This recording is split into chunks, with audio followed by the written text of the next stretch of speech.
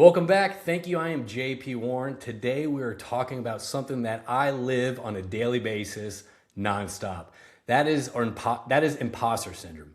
And today we're talking about how your imposter syndrome is lying to you and actually holding you back. This is being courageous in the fear of that story that your mind is telling you that actually doesn't check out. All right. So what's interesting is I have suffered from imposter syndrome once I started my business, right? And I think the more you strive and succeed in life, your direction, your goal, your path, your career, the more times you will feel imposter syndrome. And what do you think imposter syndrome is? The imposter syndrome is, I don't know if anyone can resonate with this, but that belief that you got to where you were has nothing to do with your accolades.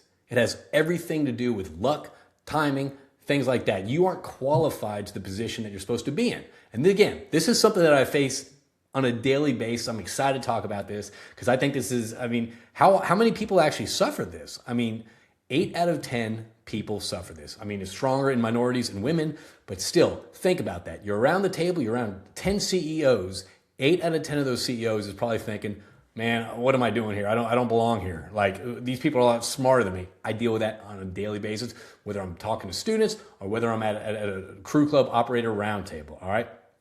So what's really going on here? What's really going on is you're measuring your insides against other people's outsides, right? So that's the comparison mindset we're always doing. We're always comparing, this person has it together more. This person's happier than I am. This person is smarter than me. This person, man, they're a go-getter. Guarantee you this, if you start asking those people that you think they're certain ways, if you start asking about yourself, they'll probably give you some accolades that you never even realized on how powerful and great you are, all right?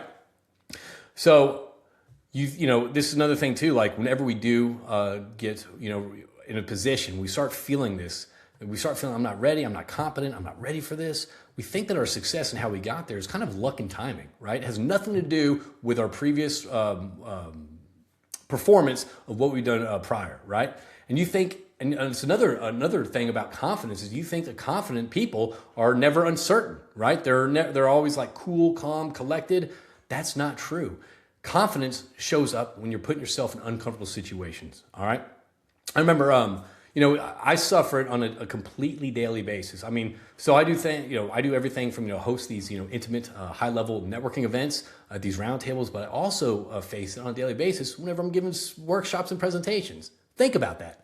I make a living off of training people. I make a living off of helping people level up their confidence, fight their imposter syndrome. And every single time I get in the room and I have all these bright people in front of me, or I'm at the table and I have all these really sharp engineers around me, I'm always thinking, who am I to actually be here, talking to you? I've been faced with students. I go to universities and I talk to students about communication skills.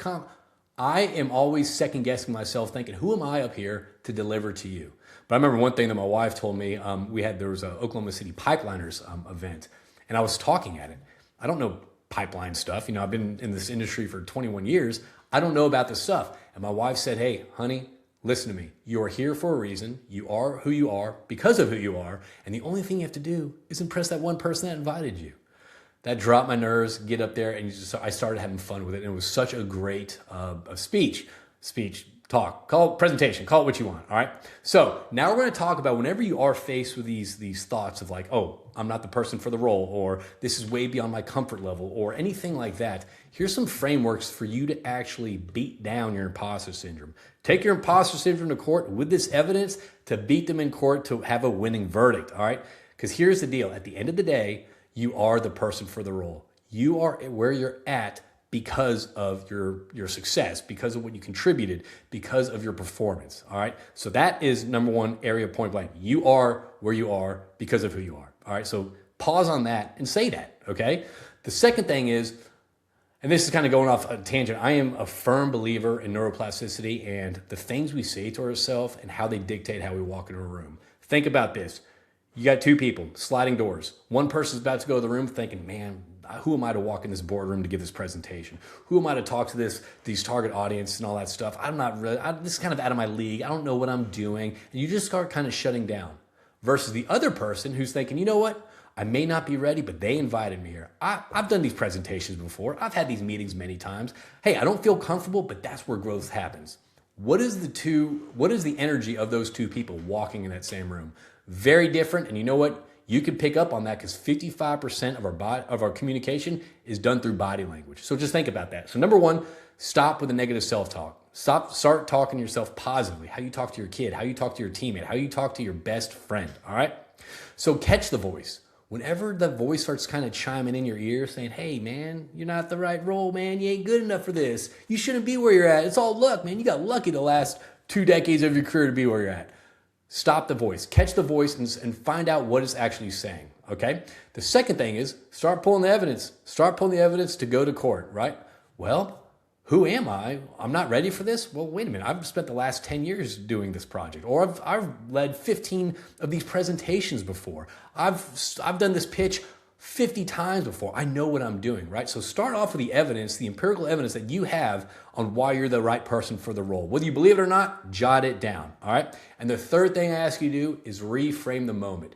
Don't think of yourself as an imposter, right? Think of yourself as someone that's in a growth moment, your leadership growth moment.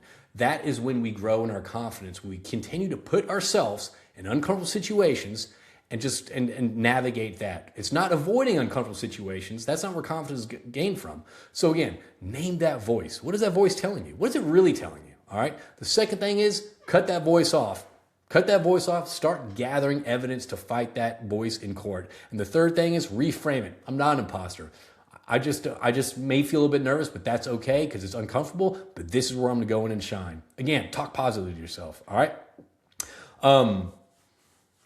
Yeah, so I mean, I can think about this. Like, one of my buddies, he got promoted to VP of a company. He went from manager to VP of a company, and he's thinking. I remember talking to him. He's like, man, I don't know what I'm doing. Like, man, I'm managing cats that have like 10 more years than I do. I'm managing teams that that are from a different company and all that stuff. Like, it was after an acquisition. And I was kind of sitting there talking to him. I said, and he's thinking like, I'm not ready for this role. Like, who am I? Like, I've just been promoted to this, but I have people, decades of, experience below me. Who am I for this role? And it was so awesome because we started kind of talking and we started listing the things that they did in their past. What have you, dude, you're here for this. You've done this. Dude, you remember doing this. You remember doing that. And then really showcasing like, listen, what you're experiencing, 8 out of 10 people are experiencing it. So I think you're probably feeling the right thing if you're feeling that. All right. So here's your application.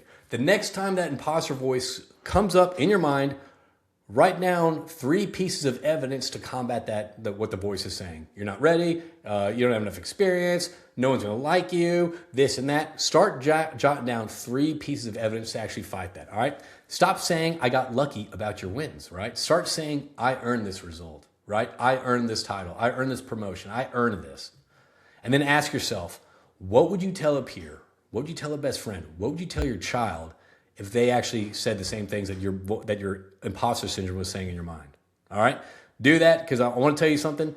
If you do have the imposter syndrome, don't worry about it. I experience it nonstop. You're in the right path. Keep pushing yourself. Keep putting yourself in an uncomfortable situation and rising to the top. All right? I love it. You're not an imposter. You're just growing faster than your confidence can keep up. Keep getting in the uncomfortable zone. So thank y'all for tuning in. If you're enjoying this, like, share, comment, all that fun stuff, and we'll see you in the next one.